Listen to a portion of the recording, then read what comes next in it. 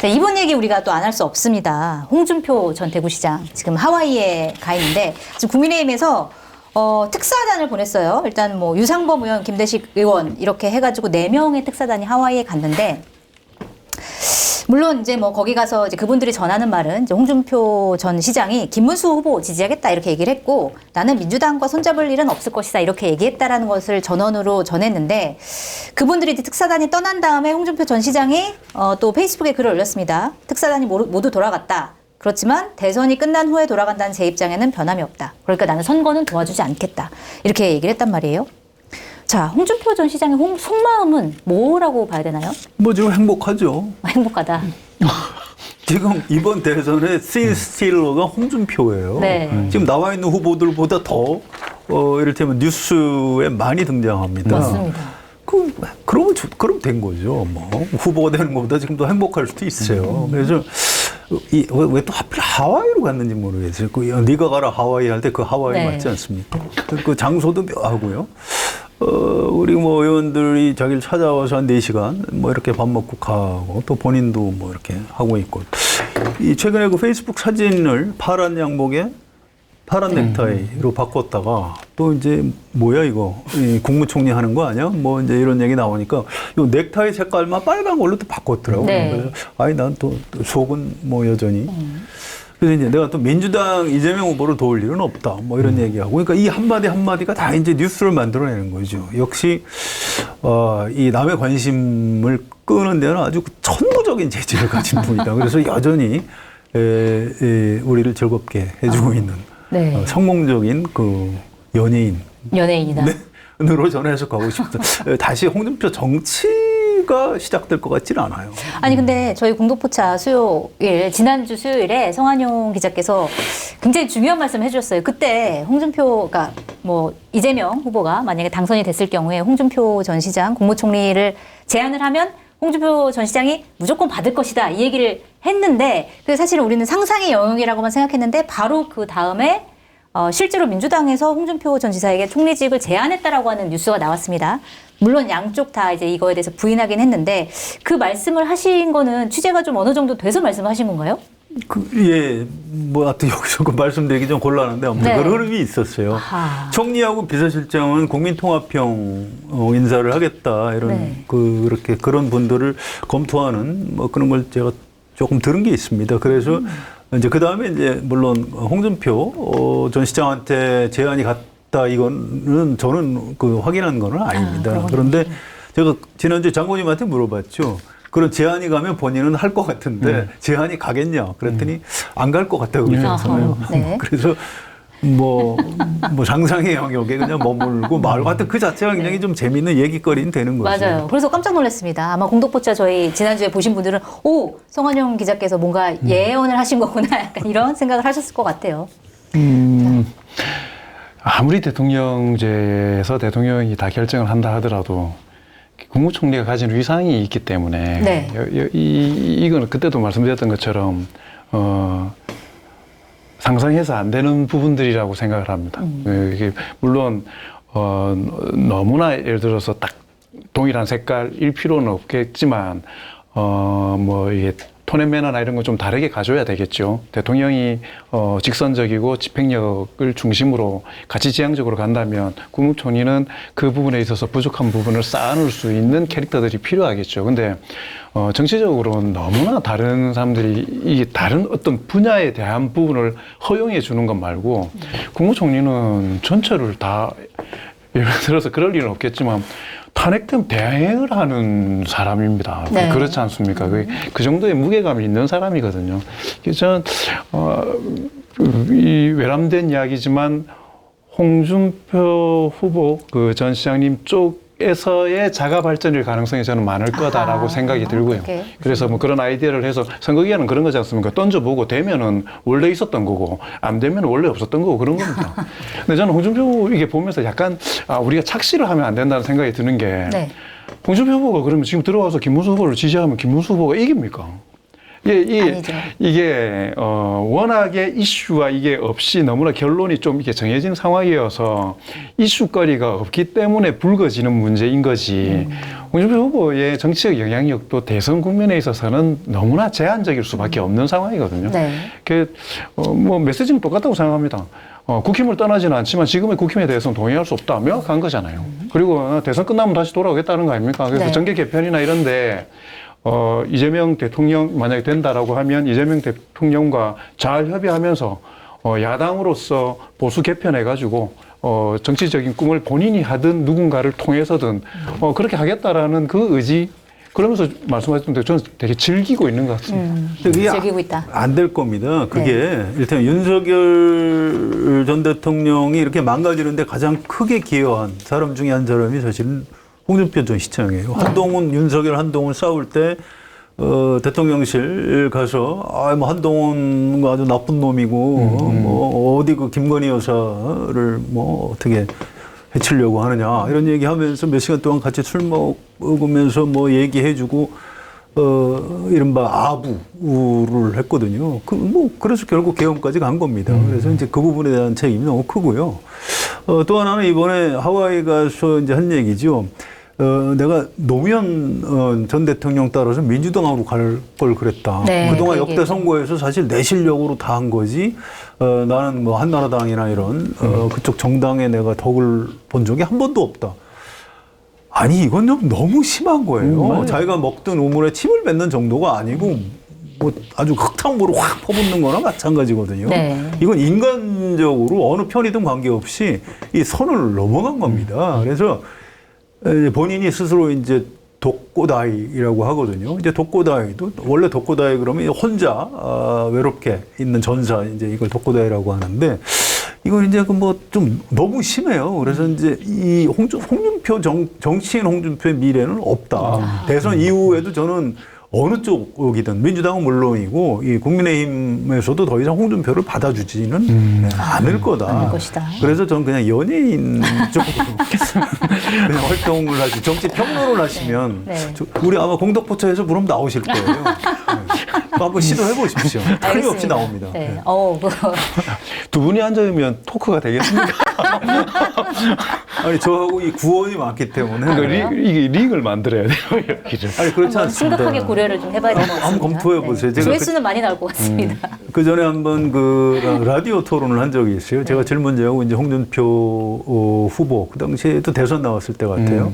근데 이제 그날 굉장히 얌전하게 하고 가시더라고요. 근데 방송 끝난 다음에 자기는 오늘 저 성완종 국장하고 대판 싸울 줄 알고 왔는데 살살 해줘서 고맙다고. 그 2022년 대선 전에 KBS 라디오에서 그런 적이 있습니다. 그래서 그분이 이 강강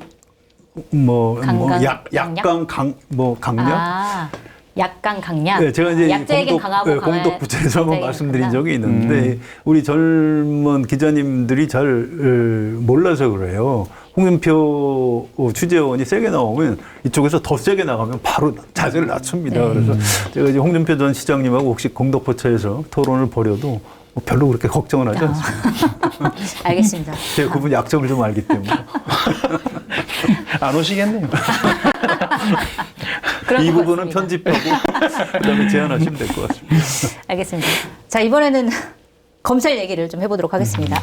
자, 이 이창수 서울중앙지검장, 그 다음에 조상원 4차장 검사 어제 사의 표명을 했습니다. 갑작스럽게. 그 이창수 중앙지검장이랑 조상원 검사 같은 경우에는 김건희 여사 주가 조작 의혹을 무혐의 처분을 한 것 때문에 이제 지난해 민주당을 통해서 탄핵이 됐고, 다만 이제 헌법재판소에서 3월에 탄핵안을 기각시켰기 때문에 다시 이제 복귀했는데, 이런 상황에서 갑자기 이 대선이 진행되는 와중에 사의를 둘이 동시에 표명했다? 이거 좀 이상하거든요. 그 이유를 뭐라고 봐야 될까요? 이 난파선에서 네. 이 배가 침몰할 것 같다라고 가장 먼저 아는 아주 작은 동물이 있습니다. 네. 먼저 뛰어내려요. 저는 그거 아니면 설명이 안 된다고 봅니다. 이게 여기 그냥 있다가는 이 배하고 같이 바닷속으로 들어가겠구나. 그래서 대선 이후에는 잘못하면 이제 본인들이 징계 절차에 들어가면 사표를 내도 받아주지 않거든요. 네. 그 전에 이제 그만두겠다 이런 표시 같고요. 일선 검사들도 이분들을 사표내는 걸 보고 좀 안 좋아하더라고요. 이게 뭐냐? 그래도 끝까지 버텨줘야지. 이 높은 사람들이 서울중앙지검장 굉장히 고위직이거든요. 이런 식으로 개별적으로 사표내는 걸 보고 네. 일선 검사들도 굉장히 좀 실망을 하고 있는 걸로 그렇게 알고 네. 있습니다. 난파선에서 가장 먼저 뛰어내리는 거다 이렇게 평가를 하셨어요. 작은 동물. 예. 아주 작은 데. 아주 작은 동물 뭔지 알 것 같습니다. 같은 거 맞죠? 네. 시기가 방송 토론 끝났었고, 네. 후보들. 그렇지 않습니까? 원래 그 이창수 중앙지검장 이제 검색해 보니까 헌재에서 돌아오면 바로 사표 내려고 했는데 이제 체계가 잡혔다. 네. 무슨 체계가 잡혔는지 저는 잘 모르겠는데, 성 기자님 말씀하셨던 것처럼, 결론에 대해서 이제 확정적으로 받아들이고 있구나. 대선 결과에 결론에 대해서. 네. 잠깐 언급하자면 저는 방송 토론 보면서 이게 다른 걸 떠나가지고, 방송 토론은 원래 그걸 보고 지지 의사를 바꾸거나 지지 의사를 정하는 거는 이미 그런 단계는 아닌 것 같습니다. 그러니까 본인의 지지 성향을 더 강화시키기 위해서 자기가 지지하는 사람들에 대해서 확인하기 위해서 보는 경우들이 많거든요. 그러니까 기본적으로 지지자들이 이게 다 보면서 우리 후보 잘한다. 역시 저 후보는 안 돼. 이걸 않는 건데 이번 토론에서 그래서 가장 큰 피해자가 김문수 후보인 이유는 네. 그 또한 뭐 제가 이게 선입견에 끼어 있는지 모르겠지만 김문수 후보를 지지해야만 하는 사람들이 완전히 힘 빠지게 만드는 토론이었거든요. 네. 지난번 대선 때는 이재명 후보가 졌지만 저도 결코 그냥 죽지는 않을 거다라는 확신을 줄 정도의 강단을 보여줬어요. 네. 그러니까 뭉쳐져 있는 거지 않습니까? 패배를 하더라도. 김문수 후보는 저는 이번에 방송 토론을 보면서 이 사람은 대선 끝나고 나면 이쪽에 리더십을 발휘할 수 있는 어떤 구심점도 되지 못하겠구나라는 생각이 드는 겁니다. 그러면은 아까 이야기했던 것처럼 배가 감당할 수 없을 정도로 빠지는 거지 않습니까? 그러니까 뛰어내리는 거죠. 근데 저 안타까운 게 보수의 가치를 여러 가지로 이야기하지만 공동체를 지켜내고 공동체적인 책임을 져내고 이런 부분들이 물론 진보도 있지만 보수의 미덕이라고 생각을 하는데 네. 대한민국의 보수였다라고 하는 사람들이 지금 전부 부하 탓이고 자기 탓 아니고 나는 잘못 없고 필요하면 나는 뛰어내리고 주무시는 분부터 시작해가지고 자고 이렇게 되는 거지 않습니까? 너무 실망스러운 것 같아요. 그래서 이 복원되기 어렵겠다. 그러니까 그래서 저는 역으로는 새로운 보수의 흐름들이 만들어질 수 있는 토대가 이런 식으로 확보가 되지 않겠냐. 저는 그렇게 기대 하나 가집니다. 검찰 문제를 조금 길게 좀 한번 되짚어볼 필요가 있어요. 제가 80년대 후반 하고 그때 사회부 기자할 때 법조 출입하면서 검사들을 많이 만났었고요. 또 90년대 중반 김영삼 정부 때 두 번 출입을 하면서 이제 검사들하고 꽤 이른바 그때 이제 폭탄주 많이 마실 때니까 지기 싫으니까 저도 잘 못 먹는 줄 억지로 먹어가면서 취재를 했었는데 그때 이제 그 검사들이 참 묘하더라고요. 네. 김영삼 정부 때 전두환 노태우 수사를 했다가 공소권 없음 결정을 했다가 이게 막 민심이 들고 일어나니까 김영삼 대통령이 입장을 바꿉니다. 그래서 검찰이 언론 태도를 바꿔가지고 막 수사를 재개하고 이런 장면이 있었어요. 그때 이제 어떤 젊은 검사가 우리 한겨레 기자한테 해준 얘기가 김 기자, 김씨 기자인데 김 기자, 우리 검찰은 개야. 주인이 물으라고 그러면 물어. 이렇게 아주 서글픈 얘기를 해서 그거를 그 기자가 기사로 쓴 적이 있어요. 그래서 한동안 화제가 됐었는데 그런 장면이 하나 있고 그 당시에 이제 그 폭탄주를 마시면서도 이렇게 돌리면서 꼭 구호를 외쳐요. 근데 뭐 보통 우익, 보강, 뭐 좌익, 적결. 그게 이제 폭탄주 구호입니다. 오른쪽을 보강하고 왼쪽은 척결해야 된다. 뭐 그러면 근데 이제 이거 한겨레 기자가 있는데도 그래요. 좌익 척결. 좌익 척결. 한겨레 기자분은 어디 쪽에 앉아 계셨는가? 아니 전 되게 가운데 앉지. 아무튼 그리고 이제 또 하나 아주 인상적인 구호가 이제 그건 술 조금 더 취했을 때 나오는 구호인데 정권은 유한하고 검찰은 영원하다. 이런 구호를 외쳐요. 그래서 이 사람들이 이게 정신이 있나? 저게 굉장히 좀 반감이 들었던 근데 실제로 그 다음에 보면 정권 교체가 이제 김대중 대통령 때부터 막 됐지 않습니까? 근데 가만히 보니까 검찰은 점점 강해지는 거예요. 그 하이라이트가 검찰총장 윤석열의 대통령 당선입니다. 네. 검찰이 정권을 통째로 집어 삼켜버린 거예요. 저는 2022년 대선 결과를 보고 드디어 검찰은 죽겠다. 먹을겠다 맞아, 그러지 맞아. 정권을 통째로 맞습니다. 집어먹어. 네.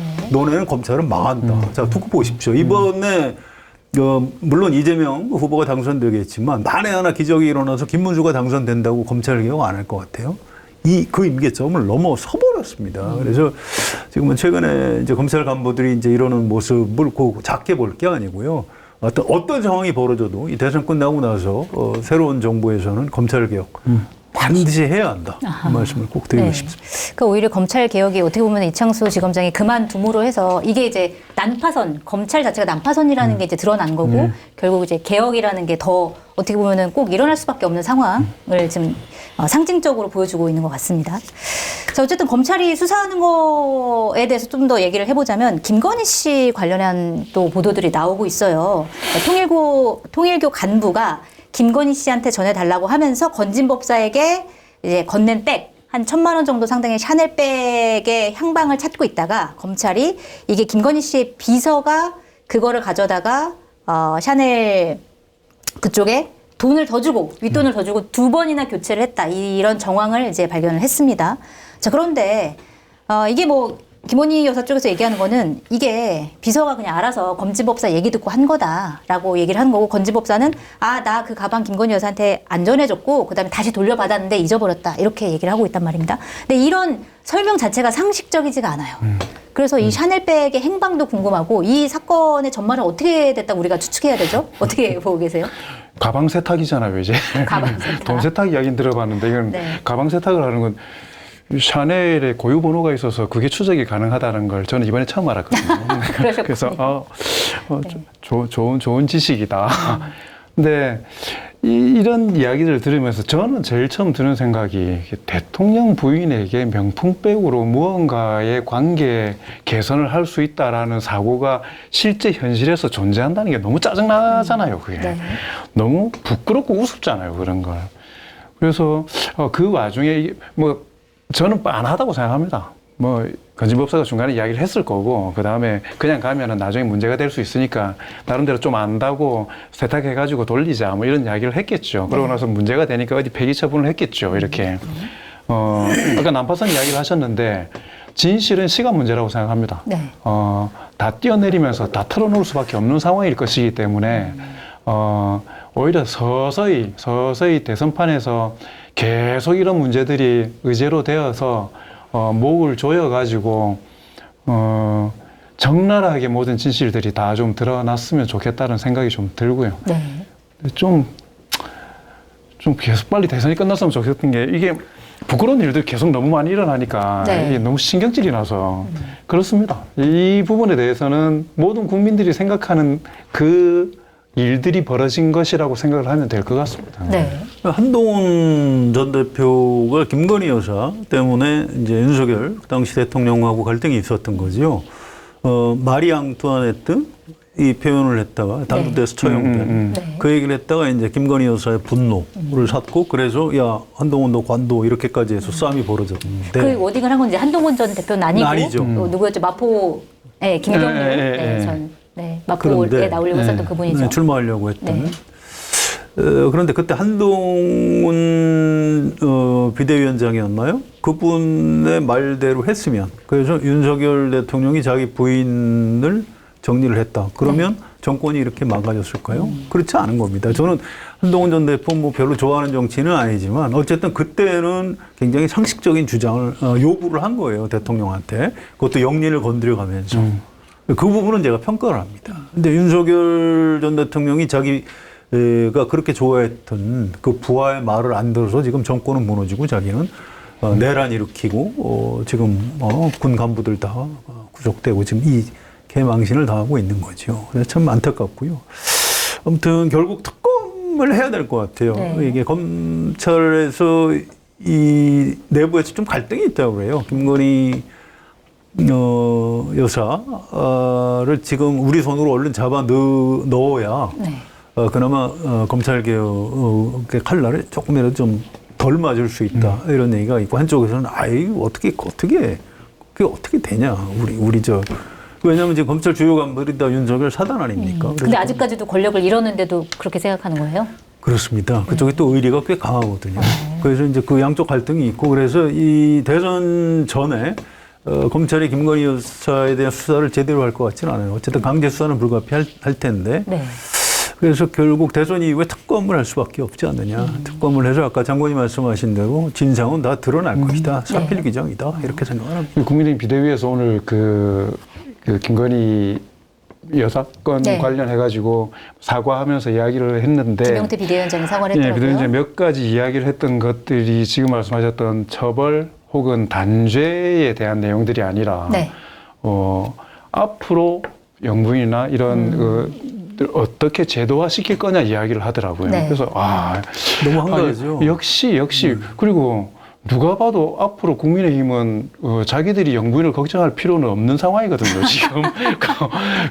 근데 이게 그러니까 결국은 선거 시기이니까 네.